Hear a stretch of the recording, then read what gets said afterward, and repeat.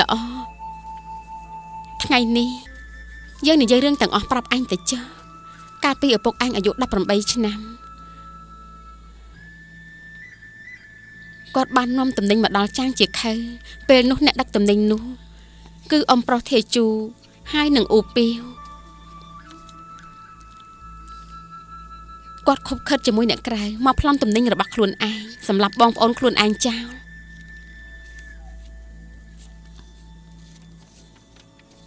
លោកនាយប្រាប់ខ្ញុំមកពេលនោះហាត់អីបានជាលោកចង់ប្លន់ទំនិញពេលនោះខ្ញុំស្រឡាញ់ម្ដាយឯងនេះណាដឹងទេមានម្ដងនោះខ្ញុំលួចបន្តោងគុយរបស់លោកតកែជូនាងទីបំផុតគឺត្រូវតារបស់ឯងដឹងហើយដាក់ពីនៃគ្រួសារមកខ្ញុំចាប់ពីពេលនោះទៅមិនឲ្យខ្ញុំតាក់ទងជាមួយម្ដាយរបស់ឯងខ្ញុំខឹងពេកក៏ពង្រត់គ្នាជាមួយម្ដាយឯងតែពង្រត់អត់មានលុយមិននឹងកើតខ្ញុំគិតថាទៅប្លន់ទំនិញរបស់ពុកនាងទៅចុះហេតុអីបានជានៅដំណាក់កាលចាំបាច់បងមិនហ៊ានចេញមុខសារភាពបងទម្លាក់កំហុសលើសិស្សច្បងធំ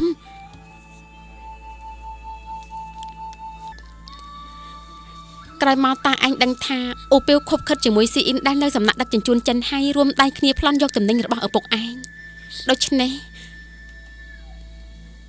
តារបស់ឯងក៏ទៅសំណាក់ចិនហើយរកខុសត្រូវពេលចាំបាញ់គឺអ៊ំប្រុសធាជូរបស់ឯងចេញមុខ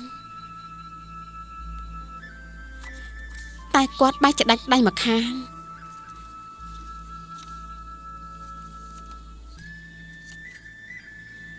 ក្រោយពេលប្រកួតវិជ្ជាគុណម៉ែឈឺក្រោកមិនរួយប៉ុន្មានថ្ងៃក្រោយគ្រូពេទ្យនិយាយថាជីវិតរបស់ម៉ែគឺការពារលែងបានហើយលុះត្រាតែមានមនុស្សរៀបការជាមួយម៉ែបណ្ដោះគ្រោះឲ្យម៉ែពេលនោះគឺឪពុកឯងជាអ្នកជួយម៉ែស្មានថាគេកែខ្លួនល្អវិញហើយតែមិននឹកស្មានថាគេទៅភ្នំហួភីធ្វើជាមេចៅប្លន់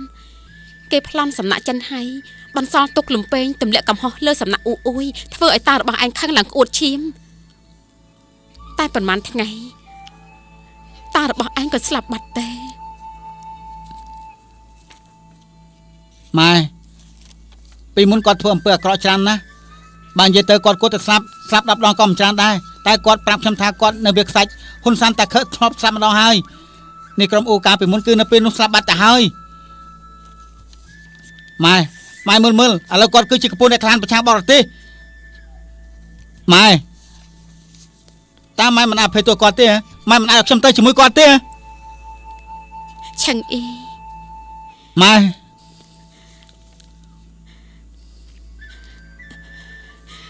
គាត់ធ្លាប់រំលោភម៉ែ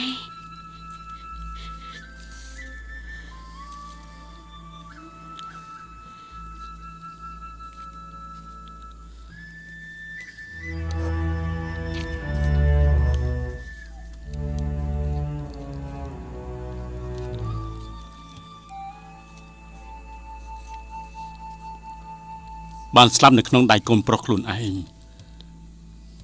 ខ្ញុំស្លាប់ទៅបិទភ្នែកចិត្តហើយកូនប្រុសអ្នកណាជាកូនរបស់លោកចឹងអីខ្ញុំជាឪពុកបង្កើតរបស់ឯងលោកជាឪពុកខ្ញុំម៉ែអ៊ំធាជូតើរឿងនេះវាយ៉ាងម៉េចអ៊ូពីវគេជាឪពុកបង្កើតរបស់ឯងគាត់មិនជាឪពុកខ្ញុំទេបាញ់មកចុះ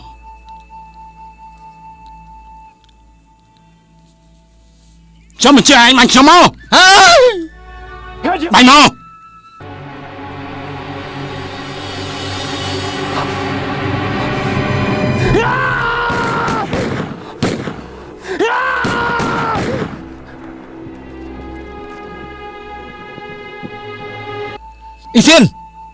អ៊ីសៀន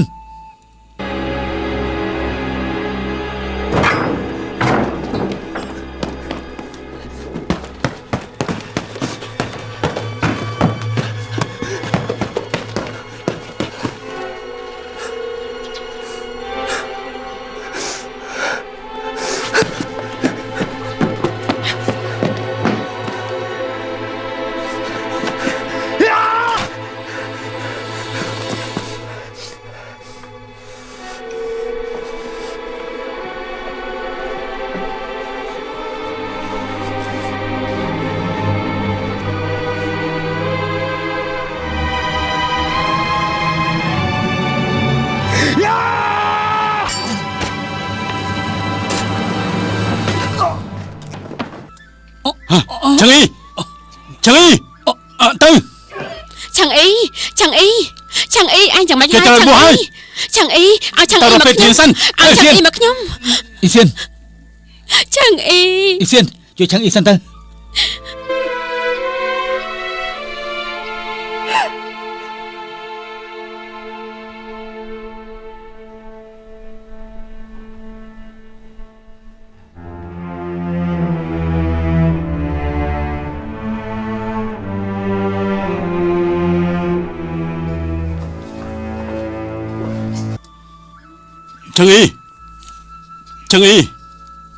Chẳng y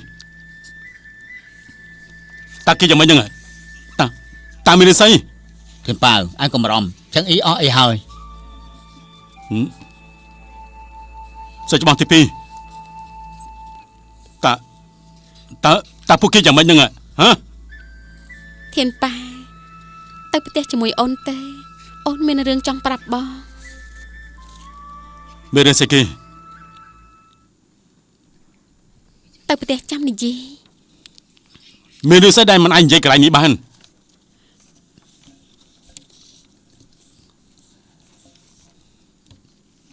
Thiên Pao Tập trẻ cho Nè Nè Sao cho bằng Ta mới đây cả làng tới nữa à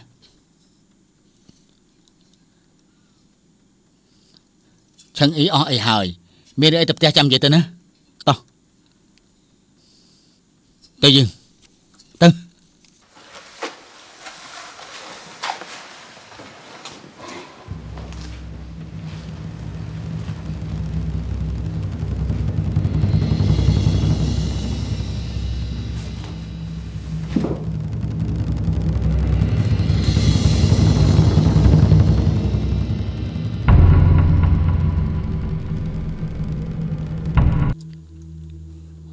ធានប៉ែអូនមិនគប្បីចំពោះបងឆាំងអ៊ីមិនមែនជាកូនប្រុសបងទេគេជាកូនរបស់អ៊ូពី Ông dây thả mình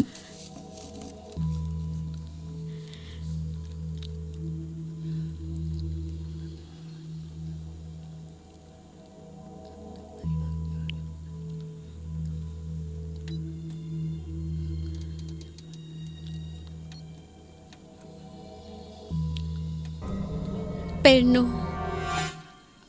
បងទៅខូលុននៅក្នុងផ្ទះមានតែអូនហើយនិងលោកពូអូពីវសម្រុកចូលក្នុងផ្ទះយើងកំបិតបង្ខំឲ្យអូនទៅជាមួយគេអូនមិនព្រមគេក៏រំលោភអូនបើកុំតែបានលោកពូកុំអីអូនស្លាប់បាត់ទៅហើយក្រោយមកអូនដឹងថាអូនមានកូនរបស់គេបងនៅចាំទេអូនធ្លាប់និយាយប្រាប់បងថាអូនមិនចង់បានកូននេះទេអូនបន់ឲ្យតែវាងាប់នៅក្នុងពោះអូននៅថ្ងៃកើតវាការពិតអូនចង់ពន្លិចវាឲ្យងាប់តែអូនមើលឃើញរាងរបស់វាស្ដាប់ឮសំឡេងយំរបស់វាអូនមិនដាច់ចិត្តអូនមិនដាច់ចិត្ត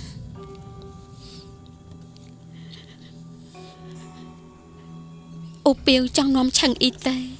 អូនមិនអាចឲ្យឆឹងអ៊ីទៅទេអូនក៏និយាយរឿងទាំងនេះប្រាប់ឆឹងអ៊ីចង់សម្លាប់អូពីវតែវាមិនដាច់ចិត្តចាត់ការ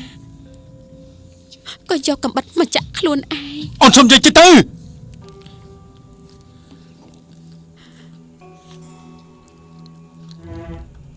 អូនមិនគប្បីចំពោះបង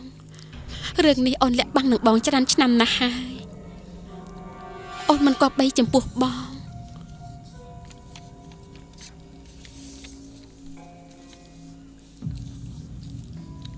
Nên mà chỉ cả bất tê នេះគឺជាការពិត Hãy đây mà cho ông thôi chăng Hãy đây Thiên Pao Thiên Pao Thiên Pao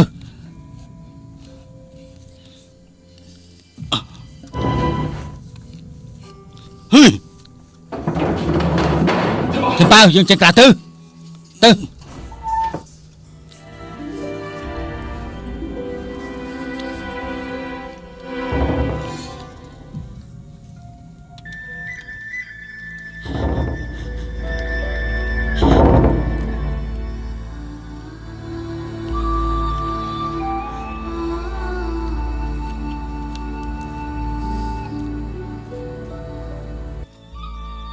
Thiên Bảo Bọn kịch thả Mê rừng khá Cô tập rạp ai nè Ai nơi chăm tê bị môn nộp nộp hồ phí ai đang thả Hát ấy ban cho ủ piêu đó lấy ai nè bọn tí Cứ đã sát ta sắp ôn ta đọc ủ piêu Y phiên vô cầm bắt chung buộc luôn anh Bạp ủ piêu thả Bàm đó lên bộ dương tê Kê nói con bảo ủ piêu sắp cầm lọ bộ dương Anh kết tầm mơ Xem đã đây mình kết pi cây một bọc luôn anh tên gì biết bạp nô bà con tập làm bay chui anh ta nên thôi chẳng tí cả bật sắp ôn cầm tròn cắt chẳng ý đây ta làm bay chui kia còn vô prom đừng u piêu tên nữa chẳng ý cứ chỉ cầm bắt mũi đámแต่nó không nóng bay đôn là bảo ý xiên chả dạ pin mà phê năm hơi mà phê năm bê tình ní phần na tư anh ai mình làm cái gì? Bên nó ai làm bay tại dọc siêu phòng chư mình cầm nôm cho mỗi bài xả dân cứ y xiên chỉ nét từ rốc u piêu, pra u piêu mà bằng không bài xả dân ở lưng lên à anh? Bảo ọt miền y xiên tê, ta ai chỉ nét bài xả dân tê, ai mình khai đi tê? Y xiên bằng không mọi ai, sợ xe sắm bớt lệnh lẽ, cứ được sát từ niên trâu u piêu rủng lôm, niên trong bằng pin bằng non ai nâng phòng chư, Thiên Bảo Sắp ôn thôi chàng chẳng cứ nằm bậy ai Bọn vô thả anh cô tại vô chất niên nữa Cô tại vô là sai đó niên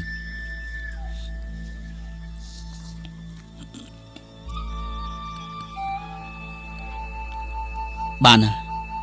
À vậy đã cô này gì Bọn gì ở hơi Ai cần mời bạn cho bà tư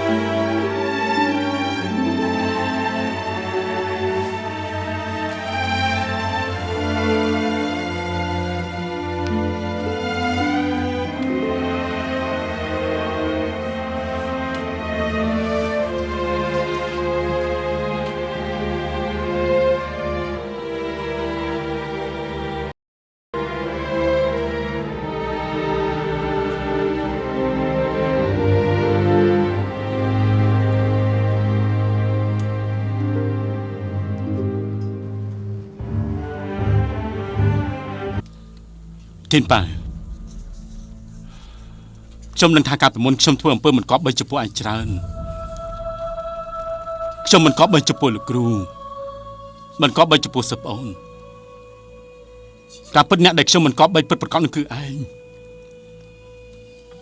Rồi nó được nó chờ bọc trong chim mà phải năm hơi Ngày nào có chim sài cào đây Trong ban ai à phải tu ở trong sọc chất tu này cá bị này chắc Rung tăng chỉ bật bọc trong Thiên Bảo Trong đang thai cứ chờ bốc là Chẳng không thai ai do là sai đó là bốc mình nè Này lưu lúc này À bây cứ trong mà miền đài Cứ miền tại xanh nhiệt mình nè nị con Nó cứ chẳng ý Ai biết mà đọc trong tơ Trong mình ai ở miền Việt tì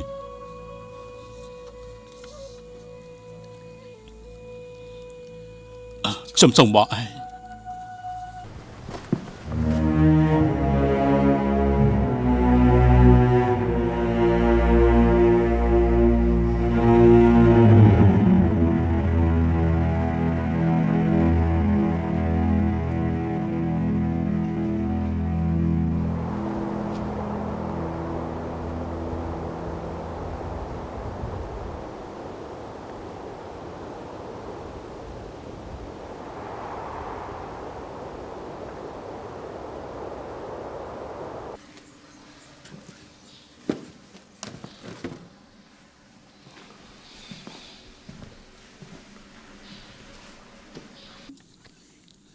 ម៉ែម៉ែ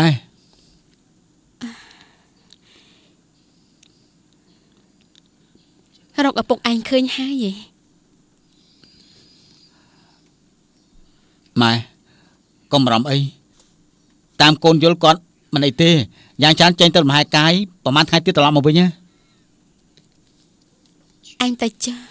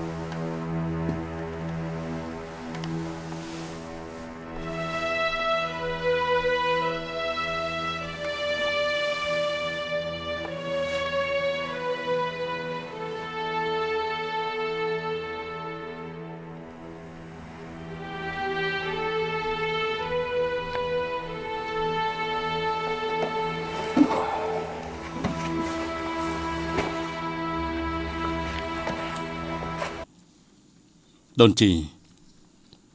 ខ្ញុំយកថ្នាំមកជូនដូនជីទៀតហើយកុំភ្លេចផឹកថ្នាំណា អរគុណលោកហើយ មិនបាច់ទេដូនជី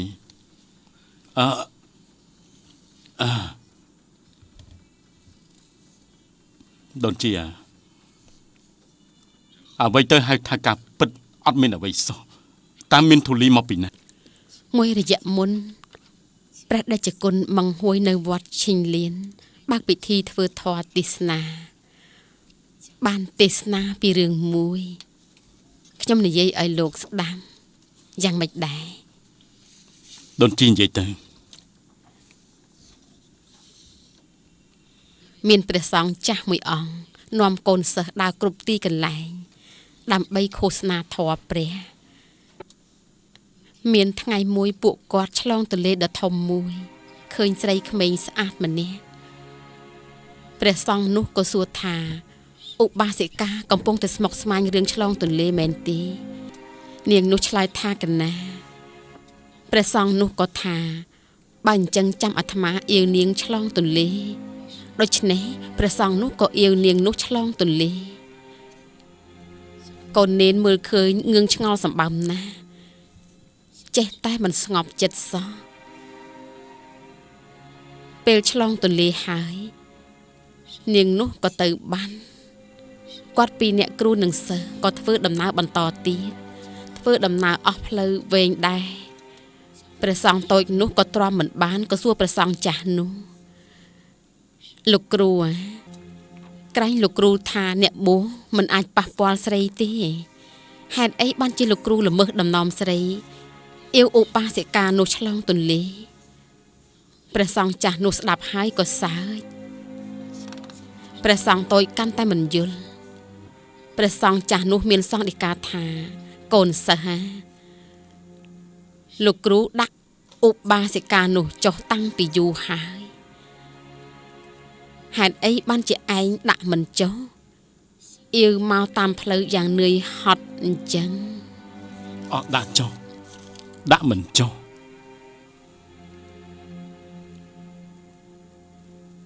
តើលោកជួបរឿងពិបាកមែនទេ ខ្ញុំមិនអីទេសុខសប្បាយមួយរយៈពេលនេះធាតុអាកាសមិនសូវល្អរបួសដូនជីយ៉ាងម៉េចហើយ ធូរច្រើនហើយតែពេលមេឃភ្លៀង នឹងតិចឈឺតិចតិចអរគុណលោកដែលនឹកគិតដល់ខ្ញុំរយៈពេលជាច្រើនឆ្នាំមកនេះ មិនអរគុណទេកាលពីមុនខ្ញុំបានប្រែប្រាំអ្នកថាដាក់តន្តកម្មនោះគឺមិននឹកស្មានថាគេនៅតែដៃធ្ងន់ដល់អ្នកបើមិនចឹងទេក៏មិនដល់ថ្នាក់របួសដល់ធ្ងន់អញ្ចឹងដែរ កុំបន្ទោសខ្លួនឯងអីយើងនៅតែជាប្រសង់តូចដែលមិនអាចបំភ្លេចខ្លួនឯងបានអ្នកមោតាសា មួយជីវិតមនុស្សចង់បោះបង់ចោលមិនមែនជារឿងងាយស្រួលនោះទេការពិតមុនពេលមកទីនេះខ្ញុំបានស្រាយកំណត់ក្នុងចិត្តរួចទៅហើយដូចជាអ្វីដែលខ្ញុំបានសួរមិញអញ្ចឹងការពិតអត់មានអ្វីផងនឹងមិនបានជាមានធូលី លោកអាចត្រាស់ដឹងពិតជាមិនមែនងាយស្រួលទេគិតទៅកន្លះជីវិតរបស់ខ្ញុំនេះហើយ បើរំដោះផ្លូវចិត្តហើយរំដោះផ្លូវចិត្តហើយរឿងអតីតកាលគឺដូចជាទូលីអញ្ចឹងណាដូចជាថែខ្លួនផងណា លោកក៏ត្រូវថែខ្លួនដែរថ្ងៃក្រោយកុំយកថ្នាំមកទៀតអីរឿងអតីតកាលខ្ញុំបំភ្លេចចោលអស់ទៅហើយហួឆេអ៊ីនគឺជាពពករសាត់ទៅបាត់ហើយបើលោកជួបបិសាចចិត្តទៀតនឹកដល់ដូនជីលីវឈិននៅវត្តណានអានទៅអាចជួយឲ្យលោកបោះបង់ចោលបិសាចចិត្តបានអ្នកមោតាសា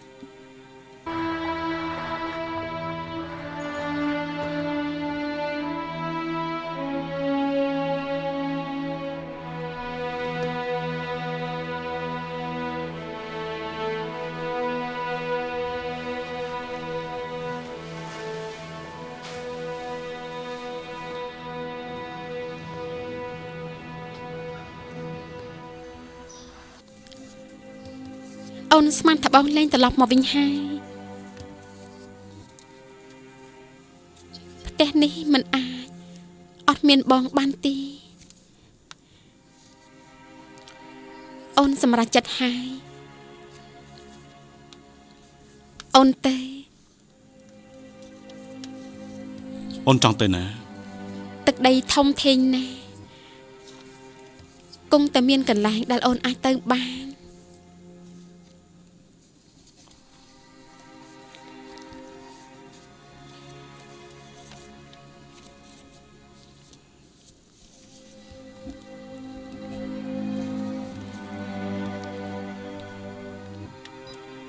អូនមិនអាចទៅទេ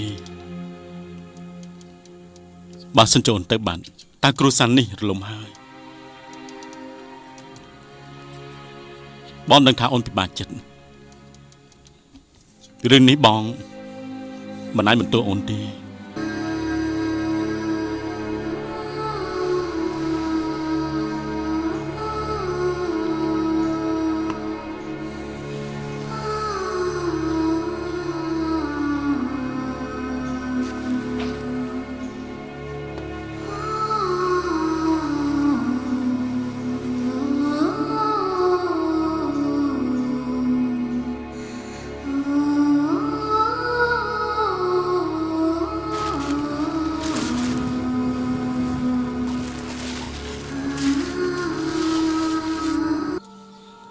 បងរស់កន្លះជីវិតទៅហើយចេះយល់ថាខ្លួនឯងធ្វើការមានសច្ចធម៌ចេះទទួលខុសត្រូវតែរហូតដល់ពេលនេះទើបបងដឹងបងធ្វើបានមនុស្សច្រើនពេកហើយបងពិតជាខុសអាហ្វុងដើម្បីបងបានលះបង់ខ្លួនប្រាណរបស់ខ្លួនឯងចំណែកបងបាច់ជាខ្ជាបងខំគេរហូតដល់ស្លាប់នៅពេលនោះបើសិនជាបងលួងលំគេតែមួយម៉ាត់គេក៏មិនស្លាប់ដែរនៅមានអ្នកបងទៀតគាត់ជួយបងតាំងពីដំបូងមកក្រោយមកគាត់ទៅសម្រាប់មនុស្សដើម្បីបងតែបងមិនដែលអរគុណគាត់ទេគឺធ្វើឲ្យគាត់ឈឺចិត្តណាស់ហើយនឹងសិស្សច្បងធំទៀតដើម្បីទៅជួយរកតំណែងឲ្យបងវិញ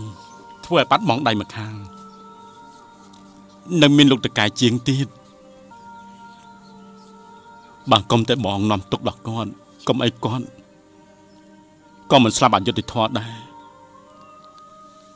មូលហេតុដែលពួកគេធ្វើអញ្ចឹងគឺដោយសារតែបងធ្វើជាមនុស្សត្រឹមត្រូវច្បាស់លាស់បើសិនជាប៉ៃសាយិនវិញ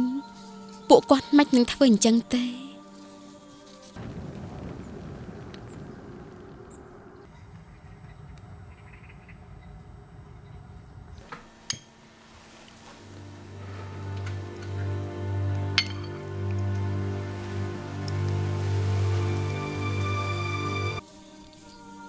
ចឹងអីមក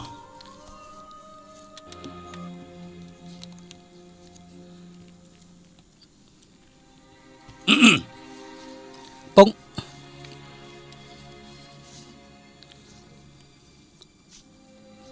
ចឹងអីបានធូរហើយនៅ ធូរច្រើនហើយពុក អូអញ្ចឹងធានប៉ៅពួកឯងនិយាយគ្នាចុះណាខ្ញុំបងកំតើហើយខ្ញុំមានការចង់និយាយជាមួយបងណា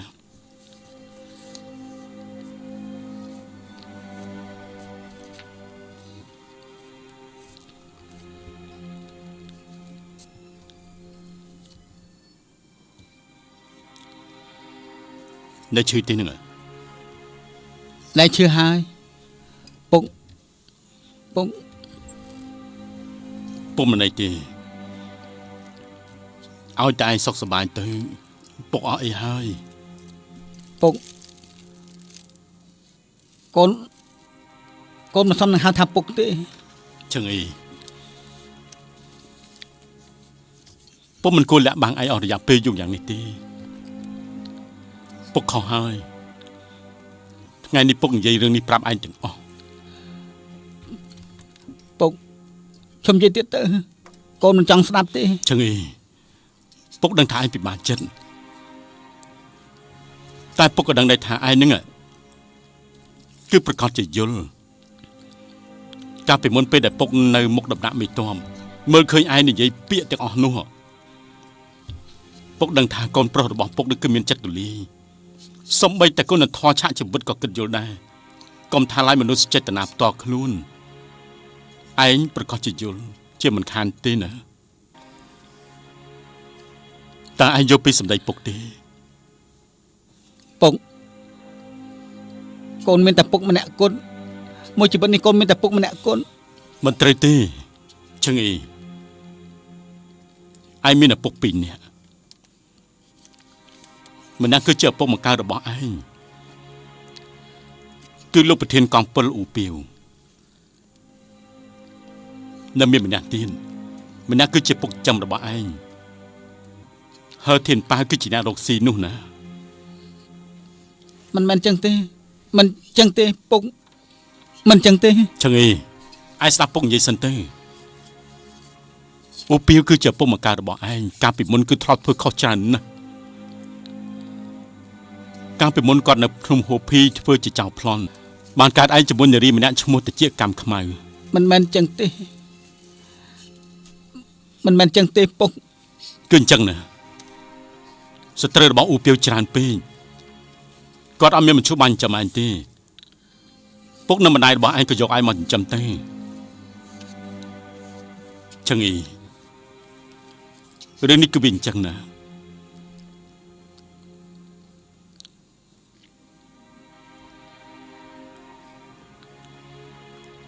ឪពុកម្កាយរបស់ឯងឥឡូវនេះគឺជាមនុស្សល្អឯងដឹងថាមួយជីវិតរបស់យើងពិបាករកជាងគេគឺអ្វីទេគឺជនអនាថាកាយខ្លួនបើយ៉ាងទៀតណាគាត់គឺជាមេតបធ្វើសង្គ្រាមនៅលើសមរភូមិការពារប្រទេសជាតិក្រែងធ្លាប់និយាយប្រាប់ពុកថាឯងគោរពគាត់ដែរគាត់ធ្លាប់ជួយជីវិតរបស់ឯងឯ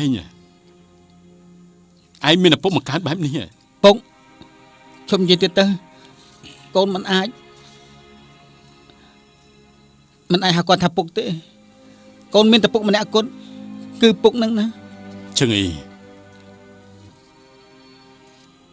ពុកដឹងអញគឺជាកូនប្រុសមានមនោសញ្ចេតនាចេះដឹងខុសត្រូវថ្ងៃក្រោយនៅក្នុងចិត្តរបស់ឯងមិនអាចមានតែពុកទេមិនដែលឯងនឹងបងប្រុសរបស់ឯងទេណាឯងត្រូវទុកកន្លែងមួយឲ្យពុកម្កាយរបស់ឯងត្រូវទុកកន្លែងមួយចឹងអីពុកដឹងថាពេលដែលពុកនិយាយនេះឯងប្រកាសជាយល់ទាំងអស់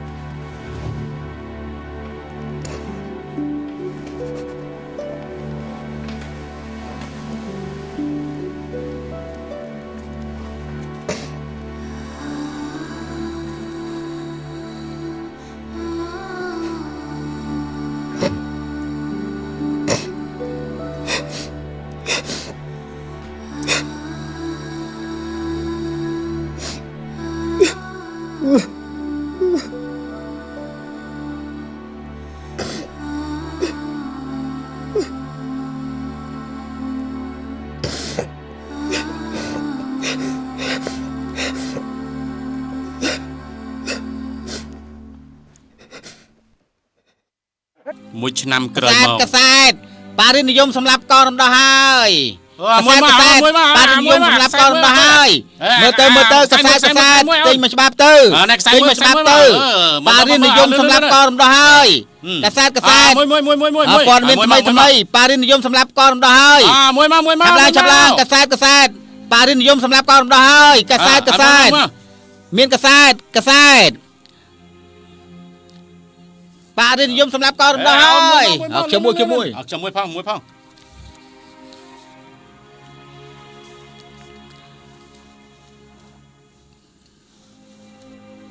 ពុក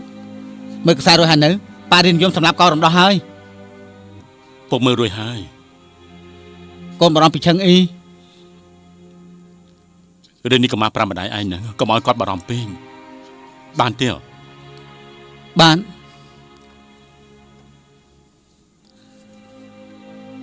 អពុលធានប៉ៅបងប្រុសអំប្រុសយេសានអប្អូនណាតើបងត្រឡប់មកវិញតាំងពីកាលហ្នឹងបងទៅតាមមកដល់ទេ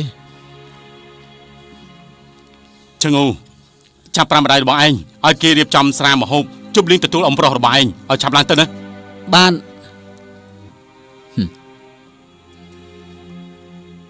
សុខសប្បាយទេសុខសប្បាយទេណា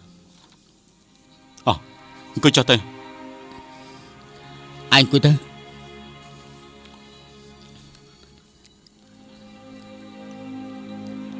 បងប្រុសត្រឡប់មកវិញលើកនេះតើមានរឿងអីដែរ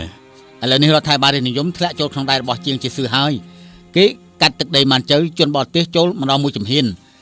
ជាងជាស៊ឺមិនគិតតែរឿងប្រឆាំងទេបែរជាគិតរឿងសម្រាប់កងរំដោះនេះមិនមែនជាកិច្ចការដែលលោកស៊ុនចុងសានចង់ធ្វើនិងប៉បងចង់ធ្វើនោះទេ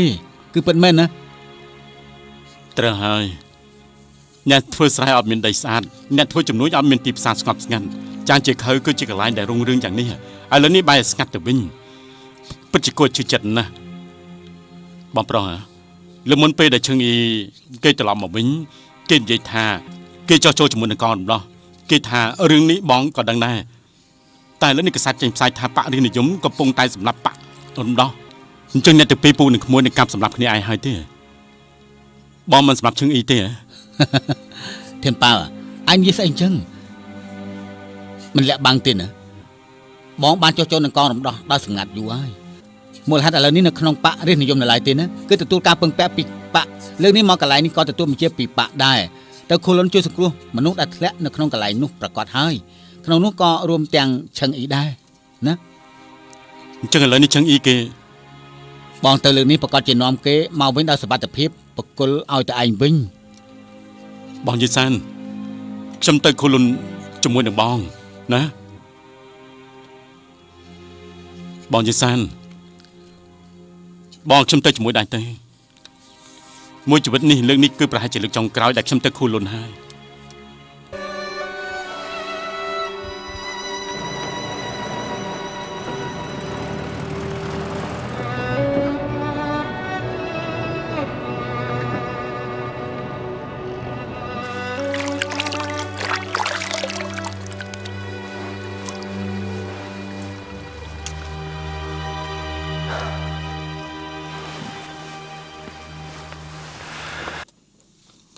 កាលពីមុនខ្ញុំបរទេទៅខូលុនតែម្នាក់ឯងទេគឺខ្ញុំ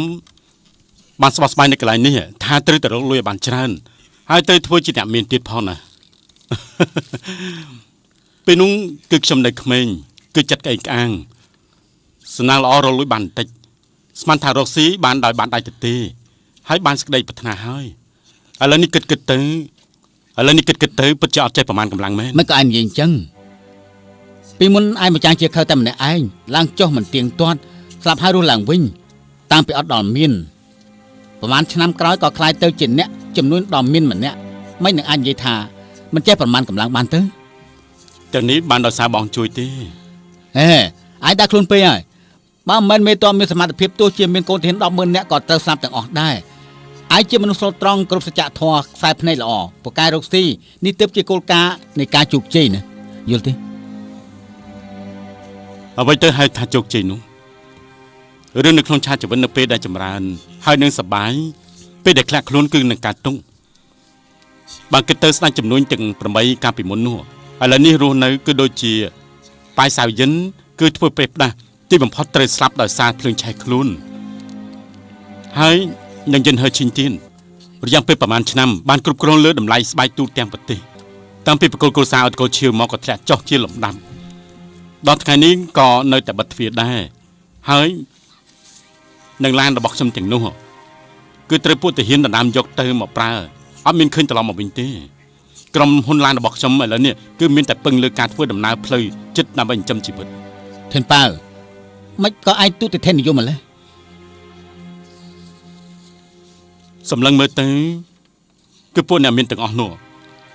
មានតែលុយទេស្និទ្ធស្នាលមានតែទ្រព្យសម្បត្តិទេដែលគេគោរពទង្វើអាក្រក់នៅលើលោកនេះគឺកើតឡើងដោយសារតែទ្រព្យក្រៅពីលើលោកនេះទៅគឺកើតឡើងដោយសារតែភាពលោភលន់បងយល់សាណាបងថាទៅមើលលុយកាក់គឺជាមនុស្សល្អដែរទេ ការពិតលុយកាក់អត់មានវិញ្ញាណទេគឺស្ថិតទៅលើអ្នកកាន់វាណាប្រជារាស្ត្រយើងស្លាប់ដោយសារតែក្រីក្រទើបស្លាប់គ្រប់ទីកន្លែងរស់នៅដោយវេទនាប្រទេសយើងគឺដោយសារតែក្រីក្រទើបត្រូវគេទន្ទ្រានឈ្នាននេះរស់នៅមិនបានសុខរស់នៅវេទនាពីមុនឯងយកលុយមកឧបត្ថម្ភបដិវត្តគឺយកទ្រព្យសម្បត្តិខ្លួនឯងមកបម្រើជាតិមិននឹងអាចនិយាយថាលុយកាក់មិនមែនជារបស់ល្អបានទៅលុយកាក់បើសិនជាចាយត្រូវចំណុចគឺវាជារបស់ល្អបើចាយខុសចំណុចវាជារបស់ដែលធ្វើបាបគេហើយ បងនិយាយពីហេតុផលទាំងអស់នេះខ្ញុំយល់ហើយប៉ុន្តែឡើងចុះរាប់សិបឆ្នាំមើលឃើញរឿងសប្បាយចិត្តនឹងកើតទុកធ្លាប់អស់ហើយក្នុងចិត្តរបស់ខ្ញុំពីបាននិយាយថាគឺរសជាតិជាអ្វីណាស់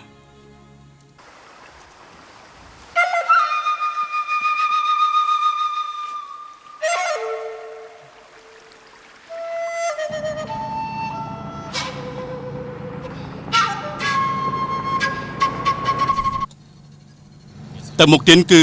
យិនជួហើយនិយាយទៅណាកាលពីមុនគឺនៅសល់ចម្ងាយផ្លូវ20យោជន៍គឺឈឹងអ៊ីគឺជួយយើងធ្វើរហូត ធិនប៉ៅពេលមុនបងនឹងពូខូសឹងជីសេះដេញតាមឯងក៏ធ្វើដំណើរតាមផ្លូវនេះដែរណាចេញដំណើរពីចាងជាខៅរហូតដល់សាលាសំណាក់អ៊ីយិនជួគឺចំណាយអស់ពេល6ថ្ងៃឥឡូវមានផ្លូវនេះរយៈពេលតែ2ថ្ងៃគឺទៅដល់ហើយពិតជាលឿនណាស់ឯងធ្វើផ្លូវនេះគឺ35អង្គដល់រីហើយ បងសរសើរខ្ញុំពេកហើយ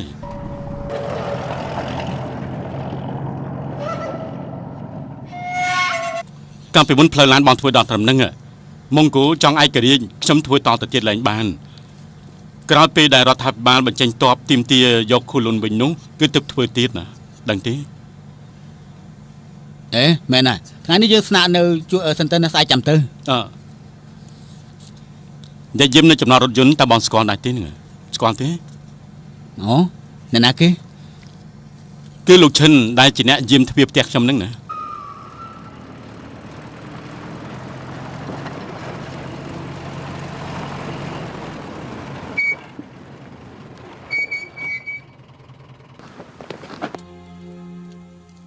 អូ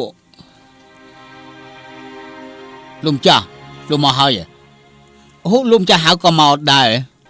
លោកឈិនឆាប់រៀបចំបន្ទប់មួយមកខ្ញុំស្នាក់នៅទីនេះមួយយប់ស្អែកព្រឹកពួកយើងបន្តដំណើរទៀត បាទលំចាស់នាំគ្នាទៅណានឹង ទៅខូលុន អាយ៉ាមិនបានទេពួកលោកមិនអាចទៅមុខបានទៀតទេណា យ៉ាងម៉េចហ្នឹង ម្សិលមិញគេទូរលេខមកថាខូលុនត្រូវគេវាយបែកហើយ ហ៎